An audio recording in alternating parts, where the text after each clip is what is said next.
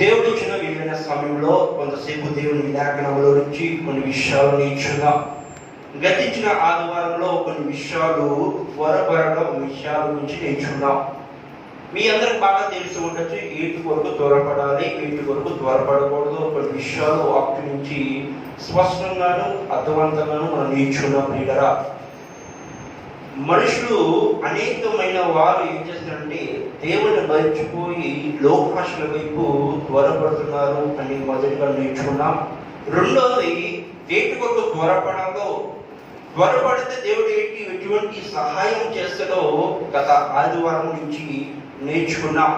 ఈ రోజున కొన్ని విషయాలు వాటి నుంచి కొన్ని మాటలు చెప్పాలని దేవుడు నాకు బయలుపరిచినట్టు. ఈ రోజున కొన్ని విషయాలు మనం నేర్చుకుందాం. ఈ రోజున కొన్ని విషయాలు వాటి నుంచి నేర్చుకుందాం. ప్రియులరా, ఈ రోజున ఒక అంశంలో నుంచి మనం వెళ్దాం. దేవుడు ఏ రీతిగా మనల్ని ఎలా వాడుతున్నాడో వాటి నుంచి మనం నేర్చుకుందాం. ప్రియులరా, గమనించండి, ఈ రోజున ప్రతి ఒక్కరి జీవితంలో ఆశీర్వాదాలు కావాలనుకుంటున్నారు. ప్రతి ఒక్కరి జీవితంలో మేలులు కావాలనుకుంటున్నారు. కొంతమంది ఈ రోజున ఆగస్టు 15 అని అనుకుని కొంతమంది ఎంతో మంది ఏం చేస్తారంటే జెండా వందనం ఎత్తుతారు. ఆ జెండా వందనం ఎత్తిన ద్వారా ఏమవుతుందంటే నా దేశాన్ని ప్రేమిస్తున్నాను, నా దేశాన్ని గౌరవిస్తున్నాను, నా దేశాన్ని ప్రేమిస్తున్నానని మాటలతోటి జెండా వందనం ఎగరవేస్తారు. కానీ జెండా వందనం ఏం చెప్తుందంటే ఆ ఒక్కరోజే కాదు కానీ ప్రతిరోజు నన్ను ప్రేమించనని చెప్తుంది. కానీ జనాలందరూ ఏం చేస్తారంటే ఆగస్టు 15 రోజునే ప్రేమిస్తామని చెప్పి ఆ ఒక్క రోజునే ప్రేమిస్తారు.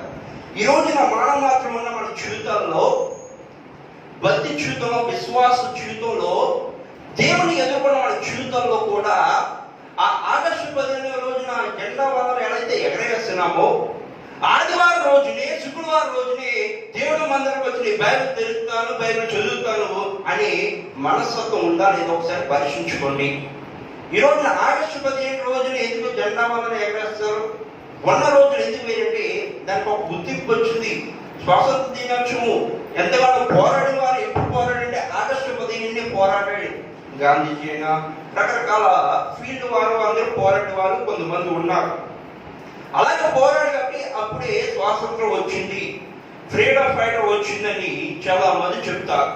ఈ రోజున యేసు ప్రభు కూడా మీకు స్వాతంత్రాన్ని ఇచ్చారు. ఏమి కావాలంటే అవి తినండి, ఏమి కావాలంటే అవి త్రాగండి, ఏమి కావాలంటే అవి భోగభోగాలని అనుభవించండి. ఈ భూలోకంలో వాటిని అనుభవించారు. కానీ భూలోకంలో మనం ఏం చేస్తున్నామంటే అన్ని అనుభవించకుండా, ఏవైతే ఉన్నాయో అది తృప్తి పడకుండా మనం ఏం చేస్తున్నామంటే ఇంకా లేని వాటి వరకు ఆశపడుతున్నాం. ఈరోజు ఆశల ప్రాణం తృప్తి పరచలేకపోతున్నాం. ఎందుకంటే దురాశ దుఃఖానికి ఏమైపోతుంది, చేటైపోతుంది. ఉన్న దాంట్లో తృప్తి పడకుండా, ఉన్న దాంట్లో సంతృప్తి పడకుండా, ఉన్న దాంట్లోనే తృప్తి లేని జీవితం ఏమైపోతుంది, శాపకరం అయిపోతుంది. ఈ రోజున పాటలో తృప్తి లేని జీవితమే శాపకరం అయ్యా. నిజమే, తృప్తి లేని జీవితం ఎందుకంటే శాపకరం. ఈరోజు యేసు ప్రభువు అన్నాడు, ఆదాము అవ్వ జీవితంలో ఏవైతే ఫలాలు ఉన్నాయో తినండి, కానీ మధ్యలో ఉన్న ఫలము తినవద్దంటే అయ్యో ఆకేం చేసింది అదే పండు తినాలని ఆశ కలిగింది. సాతాను పెట్టే ఆశలు ఎన్నో ఉంటాయి, సాతాను పెట్టే దురాలోచనలు ఎన్నో ఉంటాయి. కానీ వాటి నుంచి విడుదల పొంది దేవుడైతే చెప్పడో వాటిని అనుసరించి పాటించిన వాళ్ళే నిజమైన దేవుని పద్ధతిలో కొనసాగేవాళ్ళు. దేవుని నామమున హల్లెలూయా. ఒక మాట చెప్తాను, గమనించండి. ఈ రోజు మీకు అందరు చిన్న వయసులో చాలా మంది ఆటగాళ్ళు ఉండేవారు. ఇప్పుడైతే పెళ్లి అయిపోయింది, మీరు ఆటలాడలేదు. ఆడండి అంటే నేను తిడతాను. కానీ చెప్పను కానీ నీ పూర్వదినంలో మీ చిన్నతనంలో ఆటలాడుకునేవారు. ఏదో కబడ్డీ అండి, ఖోఖో అండి, రకరకాల ఆటలు ఆడేవారు. ఈ ఆటలు ఆడడం వల్ల మీకు ఏమవుతుంది? ఒక తృప్తి, ఒక సంతృప్తి. అయ్యో నా ఫ్రెండ్స్తో నేను కాలక్షేపం చేస్తాను నేను ఒక తృప్తి అనేది ఉంటుందా? ఉంటారు. అలాగే ఆట నీకు ఎవరైనా నేర్పించారా? ఆడుకోవాలని ఒక ఆశ. ఆడుకుంటే నేను ఆనందపడతాను, నా స్నేహితులతో ఉంటే ఎంతో ఆనందం ఉంటుంది, నేను తెలుసుకుని నువ్వేం చేస్తావు, ఆడడం ప్రారంభిస్తావు. అలాగే యేసు ప్రభు భక్తిలో కూడా యేసు ప్రభు మందిరం వస్తే నేను దీవించబడతాను, యేసు ప్రభు సన్నిధిలో ఉంటే నేను ఆశీర్వదించబడతాను తెలుసు నువ్వు వస్తే గొప్ప ఆశీర్వాదాలు వస్తాయి. దేవుని నామమునకు స్తోత్రం. హల్లెలూయా. ఈరోజు అంతమంది జీవితాల్లో ఏమవుతుందంటే ఏవో ఆడవాళ్ళు తొక్కు ముందు వచ్చారంటే వారు ఆటగాళ్ళు అయిపోయారు. ఈ రోజున ఆగస్టు 15 బాగా ఆడుకోవాలని ఆటగాళ్ళు అందరూ అయిపోయారు. ఏదైనా గమనించండి, ఏదైనా దేవునికి సమయాన్ని అనుగ్రహించబడిరా. నిర్మకాండము 33వ అధ్యాయము 18, 19 వచనాల్లో కొన్ని మాటలు కనబడుతున్నాయి పిల్లలు. నిర్మకాండము 33, 18, 19 వచనాలు చదువుగా పిల్లరా. అతడు దయచేసి నీ మహిమను చూపుమనగా ఆయన నా మంచితనమంతయు నీ ఎదుట కనపరిచెదను.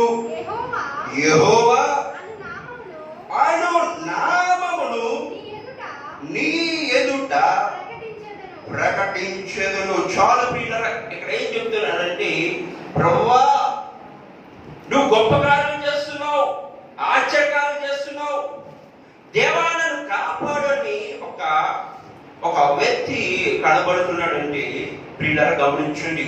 మోషే తన జీవితంలో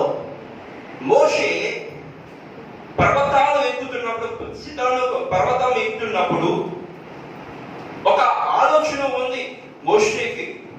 వచ్చినప్పుడు మోషే ఏం చేస్తున్నాడంటే, దేవుని పనిలో కొనసాగే పిల్లరా, దేవుని పనిలో కొనసాగినప్పుడు, దేవుడు స్థలానికి వెళ్ళలేనప్పుడు ఇశ్రాయేలు జనం ఏమయ్యారంటే, మోషే లేడని చెప్పేసి ఏం చేశారంటే, ఇశ్రాయేలు సైన్యం అక్కడ యుద్ధం జరగబోతున్నప్పుడు ఏం జరిగిందంటే, మోషే ఉండవలసిన సమయంలో లేనందున ఏమైందంటే, అక్కడ ఉన్న ఇశ్రాయేలు జనం అక్కడ ఏం చేశారంటే, శిష్యుడు లేడు కాబట్టి మనమే పోరాడదని చెప్పేసి పోరాడుతూ ఉండేవారు. అంటే పోరాడుతూ ఉంటే ఒకనొక సమయంలో అక్కడ ఏమైందంటే, హఠాత్తుగా 3000 మంది అక్కడ మరణించారు. ఎందుకు అంటే, ఉండవలసిన సమయంలో లేకపోవడం ద్వారా దేవుణ్ణి మోషేని అక్కడ ఏర్పాటు చేసుకున్నాడు. కానీ అక్కడ మోషే రాలేకపోయాడు. కాబట్టి మోషే ఉండాలి అనుకున్నాడు, కానీ రాలేని పరిస్థితిలో ఉంది. కానీ సైన్యం ఏం చేసిందంటే, ఇశ్రాయేలు సైన్యము మోషే వచ్చి ఆగుదాం అనుకోలేదు. మాకు కొన్ని యుద్ధాలు వచ్చు కదా అని చెప్పేసి ఏం చేశారంటే ప్రయత్నించారు, యుద్ధం చేస్తున్నారు. చేయడంలో యుద్ధం అంతా ఫెయిల్ అయిపోయింది. కాబట్టి ఏం జరిగిందంటే, యుద్ధము పోయింది. పిల్లలు 3000 క్షణం అక్కడ మరణించారు. ఈ రోజున సంఘంలో కూడా కొన్ని సంఘాలు ఎలా ఉంటున్నాయి అంటే, దైవ సేవకుడు లేడు కదని చెప్పేసి, ఈరోజు నేనే ఆరాధన జరిగించేస్తాను, ఈరోజు నేనే పాటలు పాడేస్తాను, ఈరోజు నేను అన్ని చేస్తాను. కొన్ని సంఘాల్లో వెర్రవెక్కుతున్నారు. నేను తొప్పట్లేదు కానీ కొన్ని బాధ్యతలు ఎవరికి సంటే కాపరికి ఇస్తాడు బిడ్డరా. ఆ కాపరి నెరవేర్చి దేవుడికి, విశ్వాసుడికి, దేవునికి మహిమకరంగా ఉండాలి. ఆ రోజును కూడా మోషే లేకపోవడం ద్వారా ఏమైందంటే, అక్కడ 3000 జనము మరణించారు.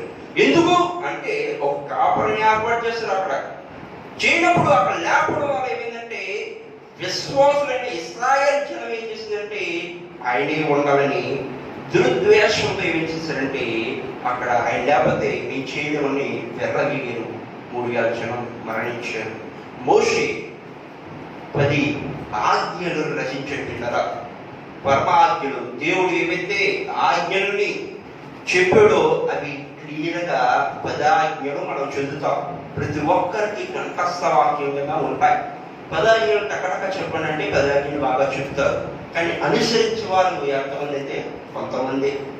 ప్రియులారా గమనించండి, ఈ రోజున అప్పుడు కోపమించాడు యేసు ప్రభు ఎవరి మీద అంటే, మోషే ద్వారా దేవుడు కోపమించాడు. ఎందుకు కోపమించాడంటే, ఈయన కొండ మీద ఉండి ఏదో పనిలో ఉన్నాడు మోషే. ఆ ఉన్నప్పుడు దేవుడు ఇశ్రాయేలు జనం దగ్గరికి వెళ్ళమంటే తన పనిలో ఏమి చేయాలంటే, మోషే తన పనిలో కొనసాగించబడ్డాడు. దాని ద్వారా యేసు ప్రభు ఏమిటంటే కోపగించాడు. నేను చూపించే కనాన దేశానికి వెళ్ళిపోండి అని చెబితే మోషే అన్నాడు. అప్పుడు ఏమన్నాడంటే, అయ్యో ప్రభువా మంచిగా చూపించో, వెళ్ళిపోతాం ప్రభా అనలేదు. కానీ ప్రభువా మాతో పాటుగా నువ్వు ఉండు ప్రభు అని అన్నాడు. ఈరోజు కొంతమంది మీరు వెళ్ళండి, పలానా ఊరికి వెళ్ళండి అని కొంతమంది ఏం చేస్తారంటే పనులు కొనసాగిస్తారు. ఒక ఉదాహరణగా చెప్తాను, గమనించండి. కొంతమంది పెళ్ళైన భర్తలు భార్యలు ఉంటారు. కొత్త దాంపత్య జీవితం మొదలు పెట్టాలంటే వారికి ధనం విలువ తెలియాలంటే, వాళ్ళకి కష్టాలు ఏంటో తెలియాలంటే, ఇబ్బందులు ఏంటో తెలియాలంటే మీరు ఒక పలానా ఊరు వెళ్ళండి, అక్కడ ఒక మీకు గృహం ఏర్పాటు చేస్తాం, అక్కడ ఉండండి. కష్టం అంటే విలువ తెలుస్తుంది, బాధ అంటే విలువ తెలుస్తుంది, డబ్బుల విలువ కూడా తెలుసు అని చెప్పేసి వారిని అక్కడ పంపించినప్పుడు అయ్యో మాకు కొంత సహాయం చేయని అనలేదు, కానీ గర్వంతో ఏమన్నారంటే మేము వెళ్తామని చెప్పారు. కష్టం అనిపించాను. తర్వాత చండీగఢ్కి ఫోన్ చేశాను, ఏమని ఫోన్ చేశారంటే నేను చూసుకోలేకపోతాను అమ్మ, తొందరగా వచ్చింది, పూట తిన్నాక ఆహారం లేదు, పూటకి ఎంతగానో సరిగా భార్య వండి పెడతలేదు, నాకు ఎంతగానో తినాలని ఆశ ఉంది, తినలేకపోతానని అంటున్నారు. ఈరోజు గమనించండి, దేవుని నమ్మిక ఉంటే, దేవుడు విశ్వాసం ఉంటే, వెళ్ళవన స్థలానికి వెళ్తున్నప్పుడు ప్రభువా నాతో పాటు నువ్వు ఉంటే గొప్ప కార్యం జరుగుతుందని ప్రభుని ఎవరన్నారు? మోషే అన్నాడు. అలాగే ఈ జీవితంలో కూడా యేసు ప్రభు లేకపోతే, యేసు ప్రభు ఉండకపోతే శోధనలు కొన్ని తెచ్చుకుంటాం. ఈరోజు 18వ వచనంలో ఏమన్నాడు? ఒకసారి చదువు పిల్లరా. అతడు దయచేసి నీ మహిమను నాకు చూపించుము. చాలు ప్రియులరా. ఈ రోజున దేవుడు ఏమంటున్నాడంటే ప్రియులరా, మోషే ఏమంటున్నాడంటే ప్రభువా నీ మహిమను నాకు చూపించుము. ఈ రోజు నాకు ఆశ వద్దు, అంతస్తు వద్దు, కానీ నాకు ఒక్కటే చాలు. ఏంటంటే నీ మహిమను నాకు చాలు. నేను వెళ్తున్న ప్రదేశంలో నీ మహిమ నాకుంటే చాలు ప్రభువా. నేను వెళ్ళవలసిన సమయంలో ఏదైతే ప్రదేశానికి వెళ్తున్నానో అప్పుడు నాకేమన్నట్టు నీ మహిమను నాకు కావాలి ప్రభు అని అడిగితే దేవుడు తోడుగా ఉంటాడా? ఉండడా? అప్పుడు మోషేకి కనాను దేశానికి వెళ్ళాలని చెప్పాడు, కానీ మోషే ఏమనంటే నీ మహిమను మాతో ఉండాలి ప్రభు అన్నాడు. అప్పుడు యేసు ప్రభు ఏమన్నాడు? కాపాడ్డా? లేదంటే యేసు ప్రభు ఏంటంటే తన మహిమను తోడుగా ఎవరుకున్నాడంటే మోషేకి తోడుగా ఉన్నాడు. బిడ్డరా, ఈ రోజు ఎందుకు ఈ మాట మీకు గమనించేస్తున్నానంటే, ఈ మాటను ఎందుకు చెప్తున్నానంటే బిడ్డరా, మోషే తన జీవితంలో ఎన్నో శోధనలు గుండా వెళ్ళినప్పుడు, ఇబ్బందులు గుండా వెళ్ళినప్పుడు దేవుని మొదటగా పెట్టాడు, తర్వాత కార్యక్రమాన్ని చేశాడు. ఈరోజు చాలా మంది చేస్తున్న పనులు మొదటగా దేవునికి ఇవ్వకుండా, దేవుని ముందు పెట్టకుండా అనేకమైన కార్యక్రమాలు చేస్తున్నాడు. మీకు ఒక ఉదాహరణ చెప్తూ గమనించండి. మీకు ఎవరైనా బాబులు ఉన్నారు కాబట్టి మీ కొడుకు లేదంటే మీ కూతురు ఒకటి అడిగింది. ఏమని అడిగింది అంటే, నాన్న లేదంటే కూతురు అడిగింది, అమ్మ నాకు ఒక రొట్టె కావాలని అడిగింది.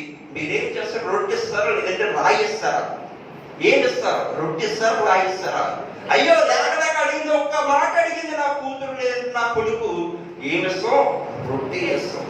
ఆనాటి దినంలో కూడా మోషే కనాను దేశం వెళ్ళిన కోపంతో చెప్పినప్పుడు నీ మహిమను నాకు కావాలంటే దేవుడు చేసేటంటే తన మహిమను తోడుగా వెళ్ళండిరా. ఈరోజు మోషే తన జీవితంలో ఏం జరిగిందంటే యేసు ప్రభు మహిమను కావాలనుకున్నాడు.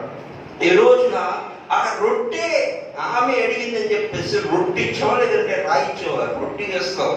లేదంటే చికెన్ బర్గర్ అడిగితే చికెన్ బర్గర్ వేస్తావు, లేదంటే ఎండి చేప రైలు వేస్తావా? ఎండి చేప అడిగితే ఏం పడితే అది వేస్తావు. చాలా మంది చికెన్ బిర్యానీ అంటే ఇష్టం, నాకైతే బాగా ఇష్టం. ఒక్కొక్క సమయంలో నేను కూడా ఒక కోరుకున్నప్పుడు అడుగుతాను, అమ్మ నాకు ఇది కావాలని అడిగితే ఆ రోజు ఎలా చేస్తారో నాకు తెలియదు, కానీ ఆ రోజుకి పూటకి అది చేసి పెడతాను నాకు తెలియదు కూడా అప్పుడప్పుడు. అలాగే మీ తల్లిదండ్రులు కూడా మీకు ఏం కావాలంటో అవి చేసి పెడుతూ ఉంటారు. ఎందుకంటే లేక అడిగింది నా బిడ్డ చెయ్యాలి అనే ఆలోచన ఉంటుంది. యేసు ప్రభు కూడా నువ్వు పుట్టింప ముందుకే నేనేం చేస్తానంటే యేసు ప్రభు ఏమి కావాలితే అది జరిగించడానికి ముందున్నాడు. ఈరోజు యేసు ప్రభు తన మహిమను కావాలని కోరుకుంటున్నావా?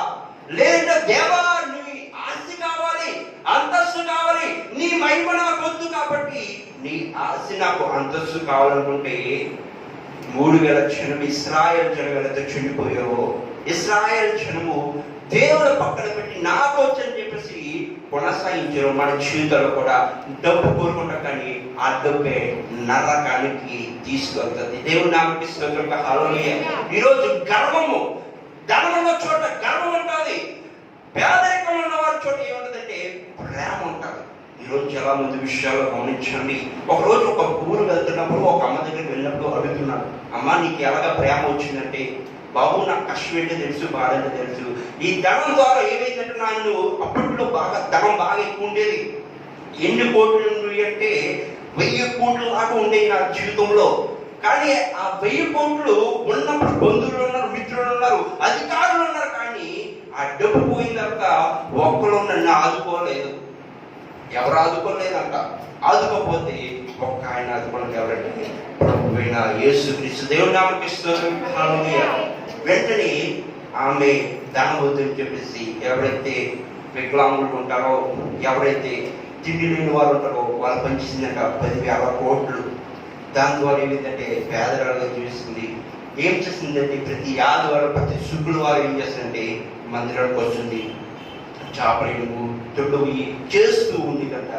దాని ద్వారా తనకి ఒక గుర్తించాడు. ఏంటంటే ఒక ఊరిలో ఏదైతే ఒక స్కూల్ పెట్టే అవకాశాన్ని ఆవిడకి దేవుడు దయచేశాడు. దేవుడు నువ్వేవైతే అనుకుంటున్నావో, ఏవైతే చెయ్యాలనుకుంటున్నావో అది నీకంటే ముందు ఎవరో తెలుసుంటే ప్రభుకు తెలుసు. కానీ అది తెలుసు కాబట్టి నువ్వేం చేయాలంటే దాని కొరకు ప్రార్థన చేయాలి. ఈ రోజున మోషే తన జీవితంలో ఏమి చేస్తాడంటే, ప్రభువా నీ మహిమను నాకు కనపరచుము అని అడుగుతున్నాడు. ఈ రోజున నువ్వు కూడా అడుగుతున్నావా?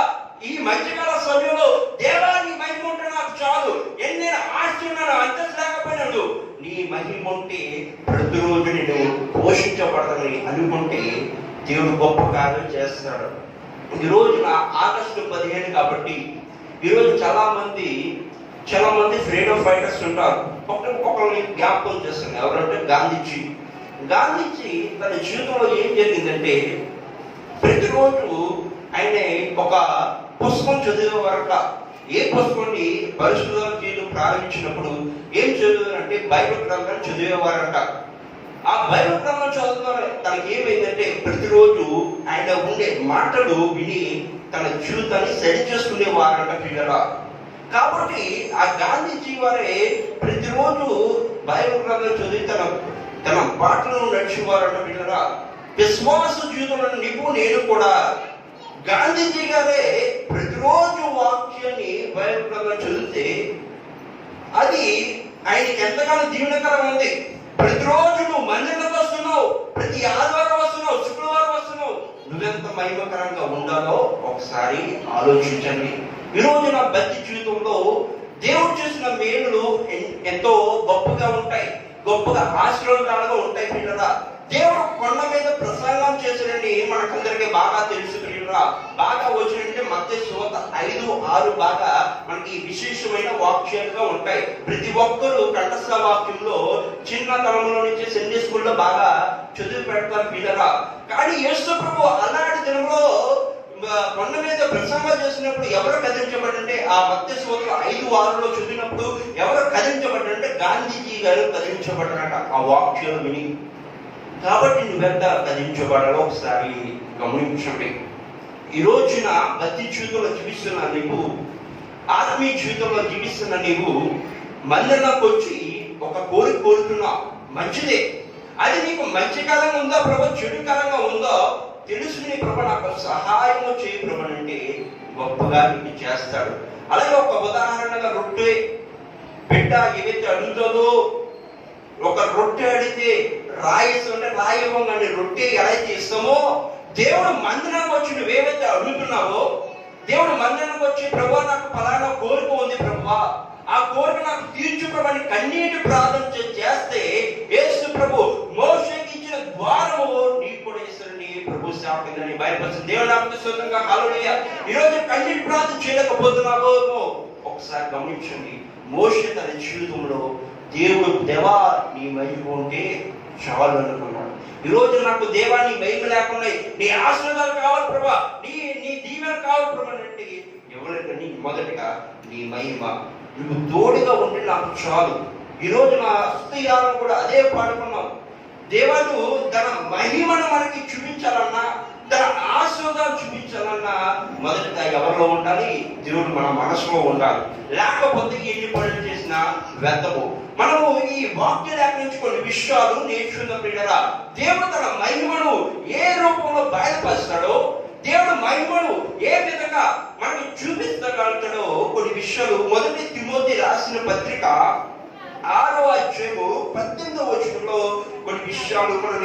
పిల్లల సమయం తక్కువ ఉంది కాబట్టి త్వరగా నేర్చుకుందాం పిల్లల.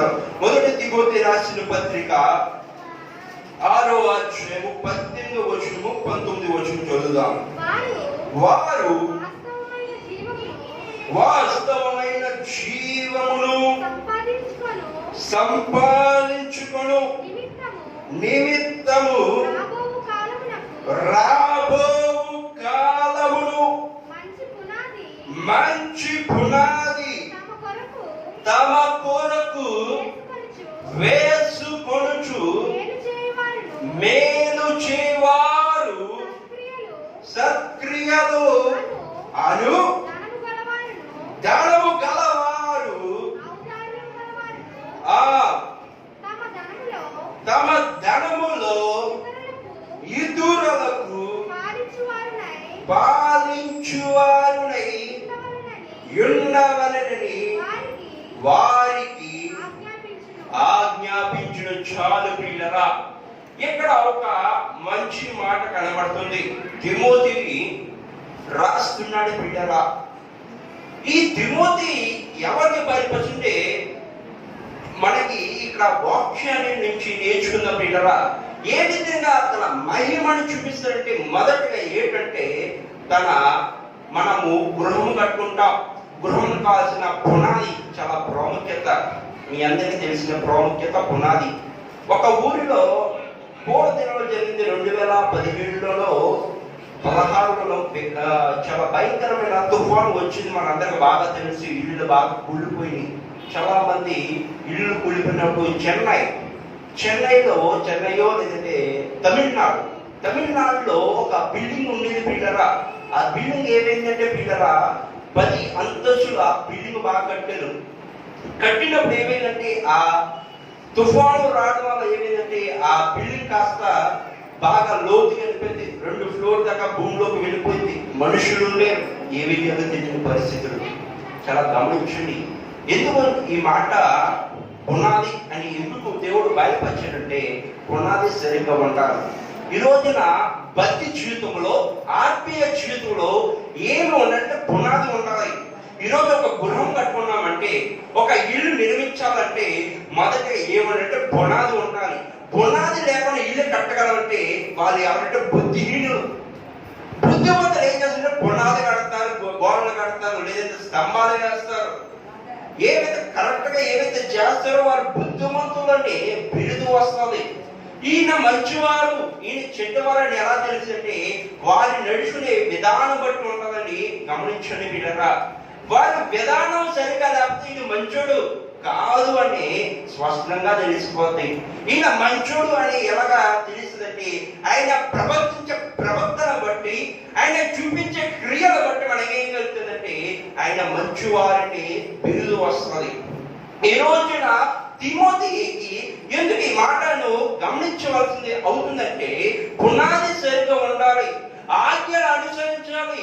ఆజ్ఞలను మనం తిరస్కరించకుండా ఏవైతే ఆజ్ఞల పదార్థాలు ఉన్నాయో దాన్ని అనుసరించి మనం ఏం చేయాలంటే పునాదిని సరి చేసుకోవాలి. ఈ రోజున ఇంటి పునాదిని ఎలా సరి చేసుకుంటామో ఈ రోజున ఒక ఉదాహరణ చెప్తాను, గమనించండి. ఈ రోజున 5 అంతస్తులు బిల్డింగ్ కట్టాలంటే 4 అడుగుల లోతు తీయండి చాలు. 5 అంతస్తులు నేను ఇల్లు కట్టేస్తానంటే సరిపోదు. ఒకనొక దినములో భూమిలోకి ఏమైపోతుందంటే ఒక అంతస్తు కింద జారిపోతుందని ఎదగలేదు. పునాది చాలా ప్రాముఖ్యత. ఈ రోజున పూర్వదినం ఎప్పుడో కట్టుకుంటామేమో అని చెప్పేసి వాడికి ఏం చేయాలంటే ఇంజనీర్ ఏం చేయాలంటే, సివిల్ ఇంజనీర్ ఏం చేయాలంటే అయ్యో ఎప్పుడో అప్పుడు కట్టుకుంటారని చెప్పేసి ఏం చేయాలి, ఒక పునాది ఎక్స్ట్రా తీసుకుని ఉంచుకోవాలి. కాబట్టి ఈ రోజున ఆ పునాది చేయకుండా ఇల్లు కట్టేస్తే చెన్నైలో ఏవైతే ఇల్లు ఎలా కూలిపోయిందో అలా కూలిపోతే మన జీవితాల్లో కూడా. ఎందుకు ఈ మాట మీకు జ్ఞాపకం చేస్తుంటే ఈ మధ్యాహ్నాల సమయంలో ఆత్మీయ జీవితంలో జీవిస్తున్న నీవు, భక్తి జీవితంలో జీవిస్తున్న నీవు, మనకు ఉండవలసిన ముఖ్యమైన లక్ష్యం ఏంటంటే పునాది సరిగా ఉండాలి. నేను మాట్లాడేది ఇంటి పునాది గురించి మాట్లాడతాను కానీ నీ ఆత్మీయ పునాది నీకు ఎలా ఉందో ఒకసారి గమనించండి. ఇంటికి ఎలా అయితే పునాది స్తంభాలు వేయాలంటే, గోడ కట్టాలంటే మొదటగా లోతుగా ఎంతైతే గొయ్యను తీస్తే పునాది వేస్తారో దేవుని ఆత్మీయ జీవితంలో కూడా ఎంతైతే దేవుళ్ళు కొనసాగబడతావో, ఎంతైతే దేవుడు మాటలు విని నువ్వు స్మరించబోతున్నావో, అప్పుడు ఏం చేస్తుంటే నేను అటు రీతి ఒక పునాది కింద నిన్ను లేవనెత్తట్టున్నారా. ఈ రోజున ఒక పునాది ఎందుకు మీకు జ్ఞాపకం చేస్తున్నానంటే, దేవుల్లో కూడా ఒక పునాదిగా చూడాలనుకుంటున్నారు. అంటే పునాది అంటే ఇది గోడ కట్టండి మీరు ఏమన్నా పని చేయండి అంటలేదు, కానీ మందిరకు వస్తున్న నీవు, ఆత్మీయ జీవితంలో జీవిస్తున్న నీవు మందిరకు వచ్చినప్పుడు ఒక పునాది అంటే ఒక పాట పాడము, ఒక ప్రార్థన చేయడము, ఒక ఏదైతే ఒక బైబిల్ చదవడము, ఏదో ఒక కార్యక్రమం ఉంటే దాని పాల్గొనడం ద్వారా ఒక పునాదిగా ఉంటావు. ఒక ఇంటికి ఎలా అయితే ఒక మంచి పునాది ఉంటుందని చెబుతున్నామో, ఇంటిలో ఉన్న సభ్యులు కూడా ఒక మంచివారు ఉంటారు, ఒక చెడ్డవారు ఉంటారు. ఈ మంచివారు చెడ్డవారు ఏం చేస్తారంటే మంచివారిని చెడ్డవారిని మంచివారి కింద చేయాలని ఆశపడతారా. ఒక ఉదాహరణ చెప్తాను. ఒక ఊరిలో జరిగిన సంఘటన చెప్తాను, గమనించండి. తొందరగా ఊహిస్తారు పిల్లలు, నా ఒక ఆలోచన చూడండి. ఎందుకంటే పిల్లలు ఒక రోజున ఒక ఆయన అలాగే త్రాగుతూ ఇంటికి వచ్చేవాడంటే పిల్లరా. త్రాగుతూ ఇంటికి వచ్చినప్పుడు ఏం జరిగిందంటే ఆమె భార్య బాగా బాధపడుతూ ఉండేది. ఇంటికి వచ్చేసినప్పుడు చాలా చెదగొట్టేసేవాడు అంట పిల్లరా. చెదగొడితే వెంటనే బాధ వచ్చేసింది, ఎంతగానో శోధనగా వెళ్ళిపోయింది. వెంటనే అంత అయిపోయిన తర్వాత బయలు పట్టుకుని ప్రభువా, మా ఆయన నన్ను ఎంతగానో కొడుతున్నాడు, తట్టుకోవడానికి శక్తి లేదు, బలము లేదు ప్రభువా, నువ్వే రక్షించు ప్రభా, నీ మహిమను నాకు చూపించు ప్రభా అని ప్రార్థన చేసుకునేట ప్రతి రోజు చేసుకుంటే ఒకనొక దినంలో ఆయనకు ఒక మారు మనసు వచ్చిందంట. ఎలా వచ్చిందో తెలీదు, ఏ రీతిగా వచ్చిందో తెలియదంట. ఆవిడికి వచ్చింది. వెంటనే ప్రతిరోజు నాకు వస్తాడేమో చెప్పేసి అనుకుంది, కానీ ఆ రోజు త్రాగుతూ రాలేదంట. ఎందుకు త్రాగుతూ రాలేదంటే ఒక రోజు ప్రశ్న వేసిందంట. అలాగే 2 వారాల దాకా త్రాగలేదంట. ఎందుకు త్రాగలేదు అంటే ఆ రోజుని ఏం జరిగిందంటే ఆవిడకి ఒక ఆలోచన వస్తుంది కదా, ఎప్పుడైనా మా ఆయన మంచోడైపోతే ఎక్కడైనా ఆనందంతా ఉప్పొంగిపోయి ఎలా వచ్చిందండి బుర్ర పిచ్చెక్కిపోతుంది. చాలా మందికి ఆడవారికి బుర్ర పిచ్చెక్కిపోయి అలాగా ఆమె కూడా అడుగుతుంది. ప్రతిరోజు అలాగా వంటలు చేసి పెడుతుంది. ఏంటి ఈరోజు తాగలేదంటే ఒక ఆలోచన వచ్చేస్తే ఒక రోజు ఇంకా ఆగదు కదా, మనసు ఆగదు కదా, అడిగిందంట. అడిగితే చెప్తున్నాడంట, ప్రతిరోజు నేను మంచి స్నేహితులతో ఫ్రెండ్షిప్ చేశాను, సాయంకాలం వచ్చేసినప్పుడు నేను ఎప్పుడైతే దింపుతారో వారు చెడ్డ స్నేహితులు అన్నమాట. వారు ఏం చేశారంటే చెడు మార్గంలో నన్ను వెళ్ళగొట్టారు. దాని ద్వారా ఏమైందంటే నేను త్రాగుకి బానిసయ్యాను. నేను పని చేసినప్పుడు ఆయన ఏమి పని చేసేవాడంటే తాపీ మేస్త్రి అన్నమాట పిల్లరా. హైదరాబాద్లో తాపీ మేస్త్రిగా ఉన్నప్పుడు ఏం జరిగిందంటే పిల్లరా, ఆ ఇల్లు కట్టేవాడు చాలా అక్కడ ఏ ఊరంటే కొండాపూర్ అనే ఊరు ఉండేది. హైదరాబాద్లో కొండాపూర్ అనమాట. నేను అక్కడ ఉండేను. ఆ కొండాపూర్లో అక్కడ మేస్త్రిగా చేస్తుండేవాడు. ఆ మేస్త్రిగా ఉన్నప్పుడు ఈ 2 నెలలు కూడా ఏం నేర్చుకుంటే ఎవరైతే ఆ కొత్త పనిలో వచ్చినారో వాళ్ళందరూ దేవుడి మాటలు చెప్తూ ఉండేవారట. ఆ పని చేస్తున్నప్పుడు, ఆ ఇసుక వేస్తున్నప్పుడు, ఆ ఇసుక పెడుతున్నప్పుడు, ఇట్లు మోస్తున్నప్పుడు, అన్ని చేస్తున్నప్పుడు ఆయన ఒక మాట విన్నాడంట, దేవుడు మహిమ మనకు వస్తుందా అని విన్నాడంట. మళ్ళీ చాలా మంది చూడండి, ఆడవారు పని చేస్తున్నాడు, అమ్మ నాకు ఈ వస్త్రం నాకు వచ్చినది వందనాలని మా పక్క ఆవిడకి చెప్పుకోవాలని ఎంతైతే ఆతురగా ఉంటుందో, అలాగే మగవారు కూడా ఏదో చెప్పుకోవాలని నోటికి కానీ ఉండకూడదని చెప్పేసి పని చేస్తున్నప్పుడు ఏదో మాట్లాడుకుంటారు. అలాగే దైవభక్తి వారు పని చేస్తూ అక్కడ ఉండేవారంట. చేస్తూ ఉంటే ఆ పనిలో ఏం చేశారంటే ఆ పని గురించి దేవుడు ఎందుకు పూడిగా చేయడం, విశ్రాంతిగా మన దేవుడి మాట చెప్పుకుని పని చేస్తే బాగుంటుందని చెప్పేసి దేవుడు మాట చెప్తుంటూ ఉండేవారంట. చెప్తూ ఉంటే అలాగా ఆయన కూడా చెవు పెట్టినట్ట. వెంటనే మారు మనసు వచ్చిందంట. దేవుడు ప్రేమ స్వరూపి కదా, దేవుడు మంచివాడే కదా, దేవుడు గొప్పవాడు కదా.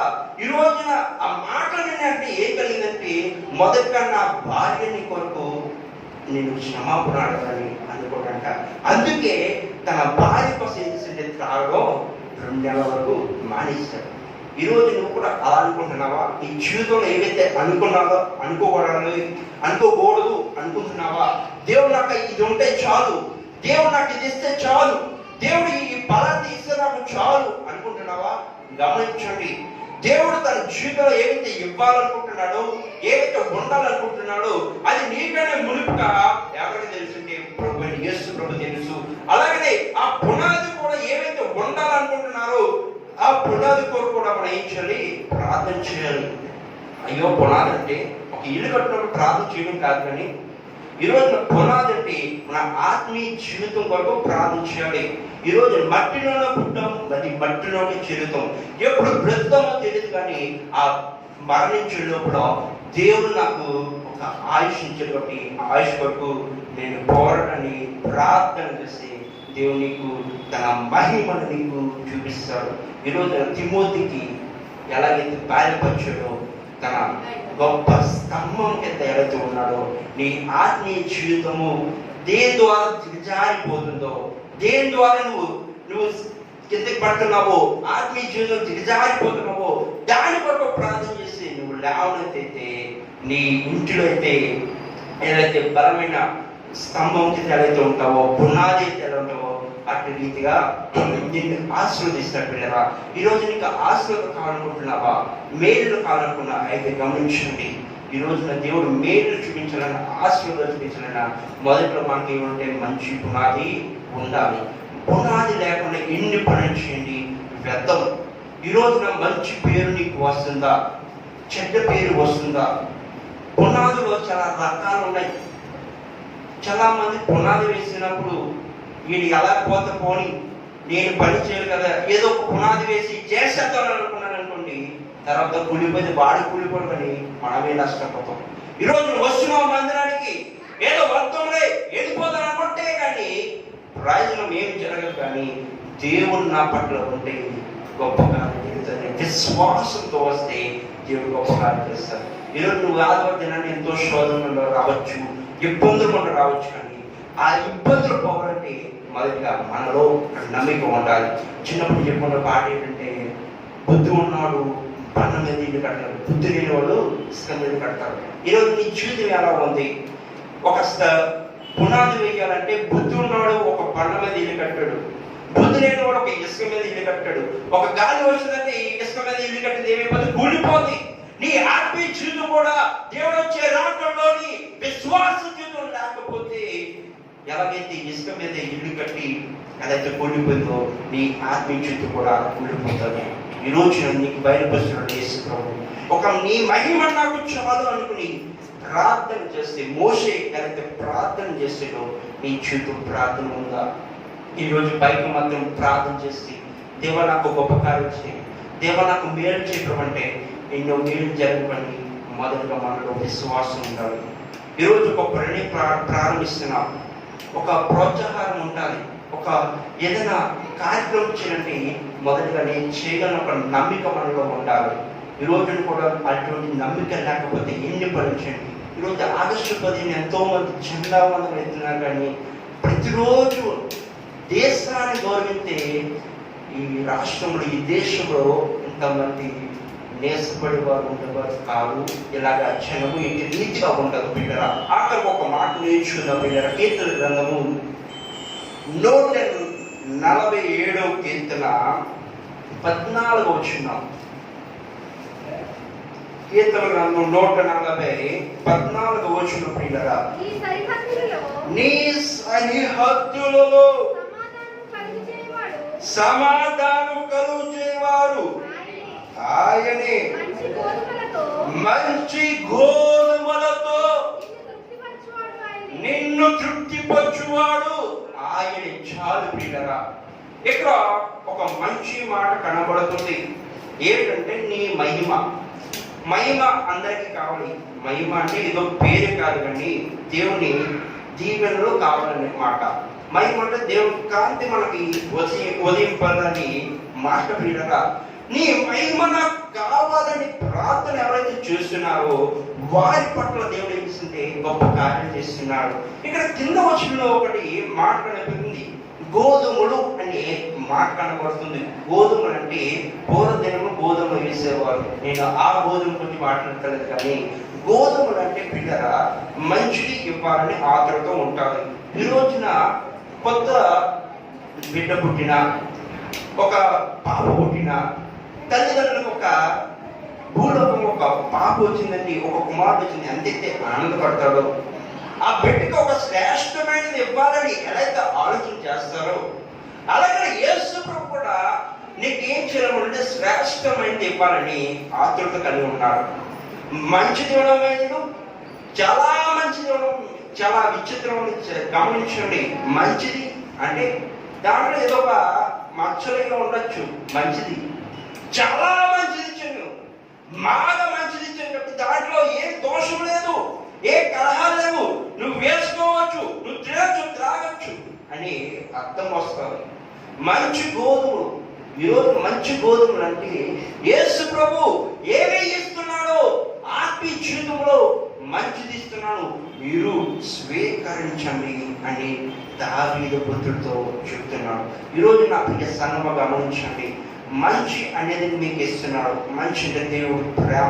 ఈరోజు దేవుడు ప్రేమ, దేవుడు నీకు ఇస్తున్నటువంటి నేను విస్తారమైన ప్రేమను ఇస్తున్నాను, మీరు తీసుకున్నట్టే తీసుకోలేకపోతాను. చూడండి, ఒక రోజున ఒక ఉదాహరణగా చెప్తాను, గమనించండి.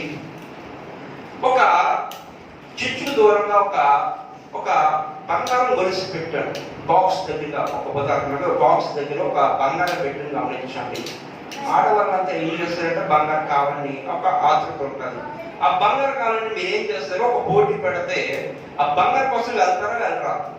నిజం మాట్లాడుకోవడం, వెళ్తారు. ఎవరైతే ఫస్ట్ వెళ్తారో ఆ బంగారం నేను ఇచ్చేస్తున్నానని చెప్పారు. ఇప్పుడు ఏమనండి, బాగున్నప్పుడు ఇస్తారు. అది ఆ బంగారం వచ్చేసి తీసుకున్నాడు. ఈ పలానా ఆవిడ వచ్చిందని ప్రకటన చేస్తుంది.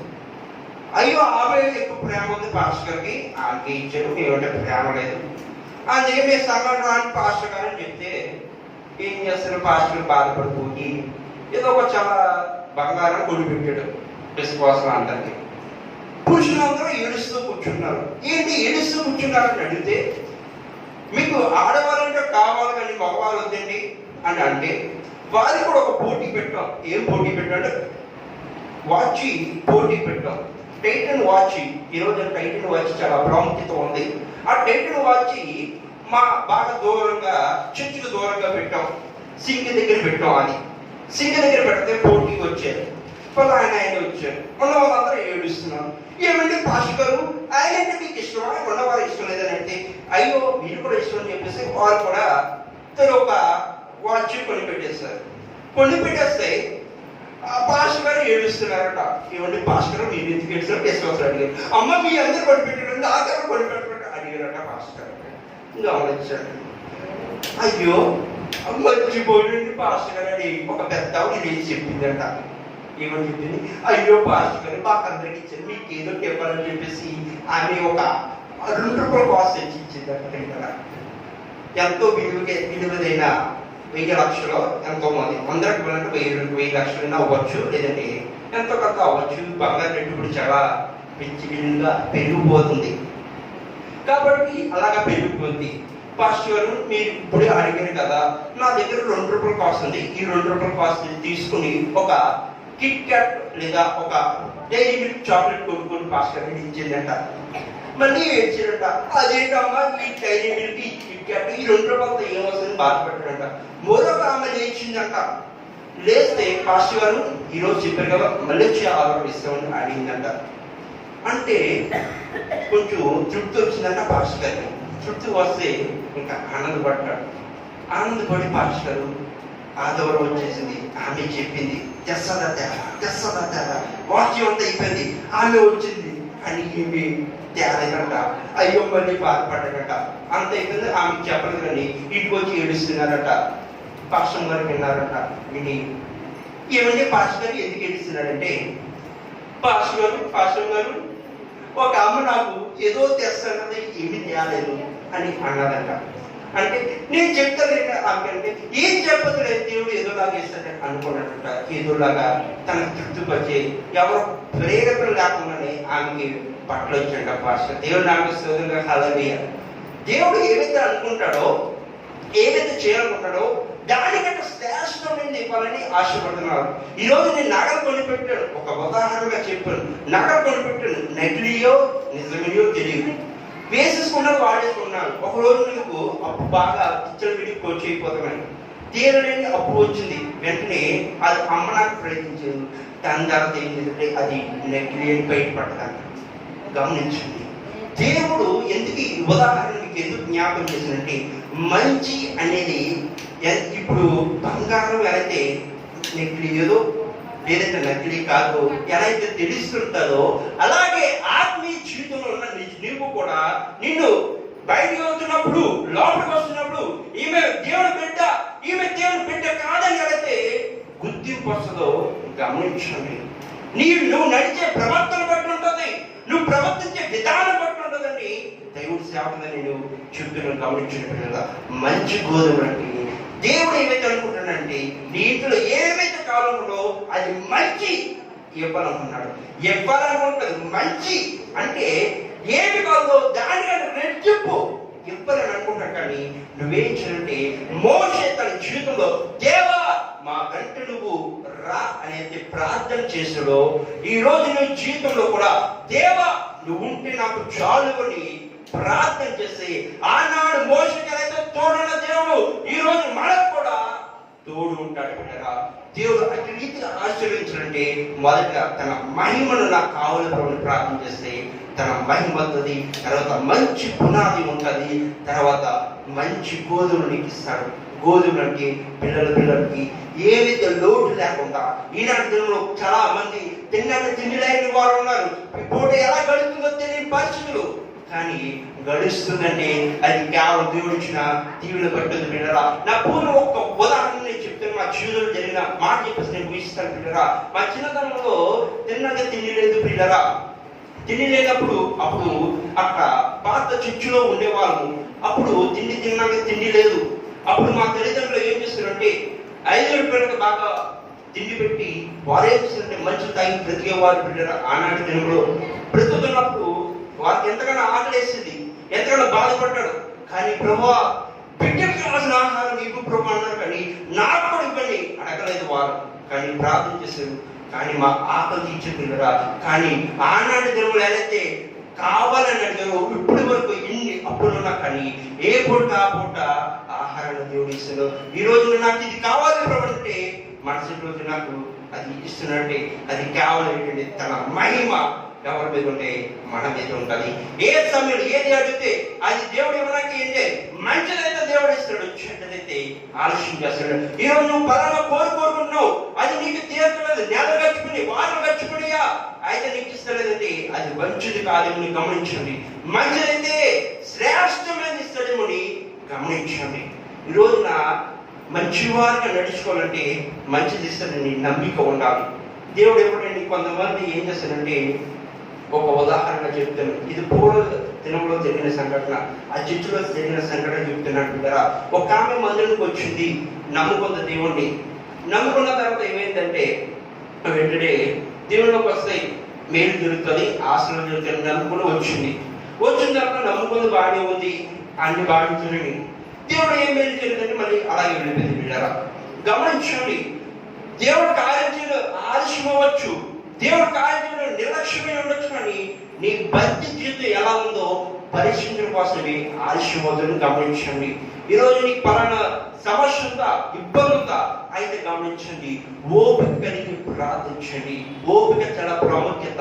ఈరోజు సాఫ్ట్వేర్ కంపెనీకైనా లేదంటే రైలు ఫ్యాక్టరీ పనిచేస్తున్న వారికైనా ఏవైతే పని చేస్తున్న వారికి ఏంటంటే ఓపిక ఉండాలి. ఈనాటిలో ఫోన్ కాంటాక్ట్ చేస్తున్న చాలా మంది, మీకు ఒక ఎయిర్టెల్ నుంచి ఫోన్ కాంటాక్ట్ వస్తుంది, జియో నుంచి ఒక ఫోన్ కాంటాక్ట్ వస్తుంది. ఈ రోజు మీ జియో బ్యాలెన్స్ ముగించబడుతుంది కాబట్టి మీరేం చేయాలంటే మీరు రేపటి దినాన్ని బ్యాలెన్స్ చేయించుకోవాలని చెప్పి మీరేం చేయాలి, బ్యాలెన్స్ చేయించుకోవాలి. అది కూడా ఓపిక ఉండి చేయాలి. ఈరోజు నీ మందిరం కోసం నీ జీవితంలో ఓపిక ఉండాలి. అయ్యో దేవుడు మందిరం వచ్చానా, ఎందుకు వచ్చాను అని చెప్పేసి నిరాశతో కాకుండా దేవుడు నాకు ఏదో మేలు చేసిన నమ్మిక వస్తే దేవుడు నేను ఏం చేసంటే మంచి గోధుమల కింద నిన్ను ఆశీర్వదిస్తాడు. గోధుమలు అంటే చూడండి, లెక్క పెట్టలేని గోధుమలు ఉంటాయి. చాలా మంది చూడండి, అన్నం ఎదురు ఎవరైనా లెక్క పెడతారా? బియ్యం బస్ ఇస్తాను, మీరు ఏమైనా లెక్క పెడతారా? లెక్క పెడితే నేను 1000 రూపాయలు ఇస్తానంటే ఎవరైనా లెక్క పెడతారు? లెక్క పెట్టలేదు.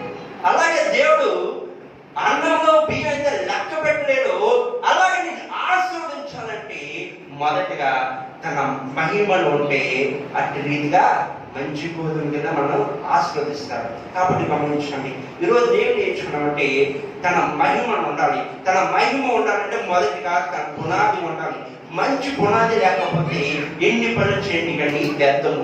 రెండోది ఏంటంటే తన మంచి గోధుమలు అనగా నీ జీవితంలో ఏవైతే సమస్యలు ఉన్నాయో, ఇబ్బందులు ఉన్నాయో అవి తీర్చబడడానికి దేవుడు అట్లా ఆశీర్వదించడానికి గోధుమలు కింద ఇచ్చాడు. గోధుమ అంటే లెక్క పెట్టడానికి శోధనకి రావచ్చు, ఇబ్బందులు రావచ్చు, కానీ ఓపికతో ప్రార్థన చేసి ఆ గోధుమ నుంచి నేను ఒక ఆశీర్వదమైన కరబిడ్డగా నేను మారుస్తాను. ఈరోజు నేను ఎవరైతే తిడుతున్నారో, ఎవరైతే నేను యానం చేస్తున్నారో, నువ్వు ఎక్కడైతే పడిపోయావో అక్కడ లేవనెట్ సిద్ధంగా ఉన్నాడు. కానీ తన మహిమలో వచ్చే వరకు ఓపిక కలిగి ఉండి ప్రార్థించండి. అట్లా రీతిగా ఆశీర్వదించారు. ప్రార్థన చేస్తున్న సమయం అయిపోతుంది కాబట్టి ప్రార్థన చేస్తున్న బిడ్డరా, దేవుడు ఇచ్చిన విలువైన సమయంలో దేవా ఈనాటి దినములో ప్రభా ఈ ఆదివారం గొప్ప రీతిలో వాడుకున్నందుకు వందనాలు ప్రభు అని ప్రార్థన చేద్దాం బిడ్డరా. దేవుడు మొదలుపెడతాం. ఈ ఆదివారం దినాన్ని ప్రభా ఈ సమయం నాకు ఇచ్చినందుకు ప్రభా నీకు వందనాలు, స్తోత్రాలు ప్రభుని మొదలుపెడతాం బిడ్డరా. దేవా నీ వైపున నాకు కావాలి ప్రభువా. దేవా ఒక మంచి పునాది కింద నేను ఉండాలి ప్రభువా. దేవా ఒక మంచి గోధుమ కింద నేను ఉండాలి ప్రభువా అని ప్రార్థించండి. దేవుడు అటు రీతిగా ఆశీర్వదిస్తున్నాడు కదా. దేవుడు నీ జీవితంలో ఈరోజు ఎంత సమస్యతో వచ్చినావో నీకు తెలుసు, దేవుడు తెలుసు.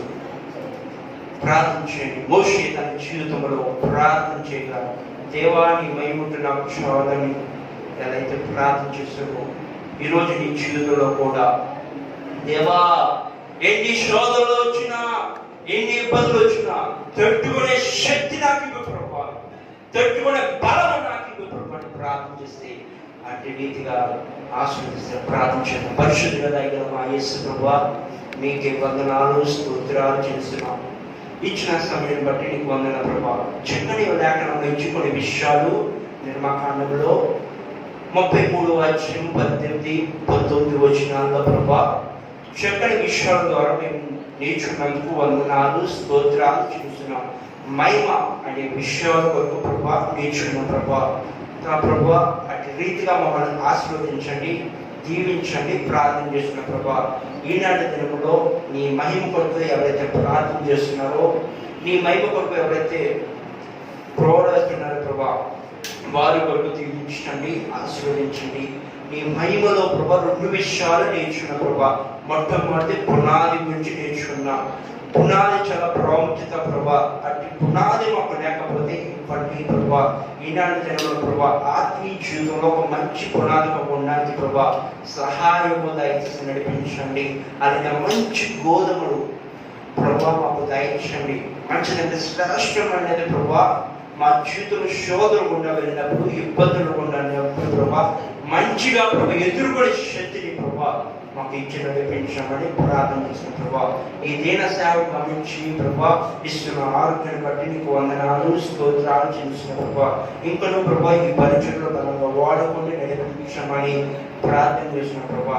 అలాగే ప్రభా మా బిడ్డలు ప్రభా ఈ రోజున అనేక మంది రాలేకపోయినారు ప్రభా. వారిని ఎందుకు వ్యతిరేకాలపోయినారు ప్రభా. వారి బిడ్డలు దీవించండి, ఆశీర్వదించండి. మళ్ళీ వచ్చే ఆటలో ప్రభు బిడ్డలు వాడుకు నడిపించమని ప్రార్థన చేసిన ప్రభా. అలాగే ప్రభా కూర్చుని బిడ్డలతో నువ్వు మాట్లాడండి. ఏ బిడ్డతో ఏ శోధనలో ఉందో, ఏ బిడ్డతో ఏ ఇబ్బందులు ఉందో నీకు తెలుసు కాబట్టి ప్రభా వాటి నుంచి ప్రభా వీటిలో దయచేసి నడిపించమని ప్రార్థన చేసిన ప్రభా. నీ మహిమని ఘనత ప్రభావం పొందుకుంటూ యేసుక్రీస్తు నామములో ప్రార్థిస్తున్న మా ప్రియ పరలోకమైన తండ్రి, ఆమేన్, ఆమేన్. గ్రేస్ మినిస్ట్రీస్ యూట్యూబ్ ఛానల్ ఎవరైతే వీక్షిస్తున్నారో, ఎవరైతే కొత్తవారు వీక్షిస్తున్నారో మీరు ఇంకా సబ్స్క్రైబ్ చేసుకోవడం ఎలా సబ్స్క్రైబ్ చేసుకోండి. పక్కన ఆల్ బటన్ క్లిక్ చేయండి. తర్వాత ఏమవుతుందంటే మేము ఏవైతే వీడియోలు అప్లోడ్ చేస్తామో తొందరగా మీకు కూడా వస్తాయని ప్రభు సేవకులను నేను బయలుపరుస్తున్నాను. అలాగే మా కొరకు ప్రార్థించండి. దేవుడు మిమ్మల్ని గృహాన్ని దీవించి ఆశీర్వదించుగాక. ఆమేన్.